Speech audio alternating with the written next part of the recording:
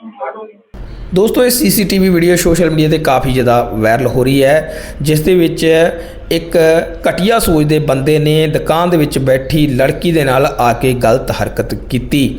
ਹੁਣ ਬੀਬੀਆਂ ਜਾਂ ਕੁੜੀਆਂ ਦਾ ਇਕੱਲੇ ਕੰਮ ਕਰਨਾ ਵੀ ਸੇਫ ਨਹੀਂ ਹੈ, ਇੱਕ ਨਾਲ ਵਿਅਕਤੀ ਹੋਣਾ ਜ਼ਰੂਰੀ ਹੈ। ਜਦੋਂ ਤੁਸੀਂ ਇਸ ਵੀਡੀਓ ਨੂੰ ਪੂਰਾ ਦੇਖੋਗੇ ਤਾਂ ਤੁਹਾਨੂੰ ਪਤਾ ਲੱਗੇਗਾ ਕਿ ਇਸ ਬੰਦੇ ਨੇ ਉਸ ਲੜਕੀ ਦੇ ਇਕੱਲੇ ਹੋਣ ਦਾ ਹੀ ਫਾਇਦਾ ਚੁੱਕਿਆ ਹੈ। ਦੋਸਤੋ ਤੁਸੀਂ ਵੀ ਦੇਖੋ ਇਹ ਵੀਡੀਓ ਤੇ ਵੀਡੀਓ ਨੂੰ ਅੱਗੇ ਤੋਂ ਅੱਗੇ ਸ਼ੇਅਰ ਕਰੋ ਤਾਂ ਕਿ ਜਿਹੜੀਆਂ ਕੁੜੀਆਂ ਇਕੱਲੇ ਕੰਮ ਕਰਦੀਆਂ ਨੇ ਜਾਂ ਔਰਤਾਂ ਇਕੱਲੇ ਕੰਮ ਕਰਦੀਆਂ ਨੇ ਉਹ ਅਲਰਟ ਰਹਿਣ ਅਜਿਹੇ ਘਟੀਆ ਸੋਚ ਵਾਲੇ ਬੰਦਿਆਂ ਤੋਂ।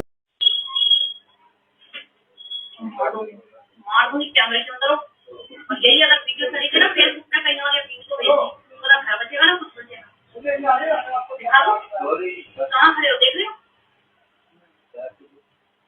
निकलो यहाँ निकलो यहाँ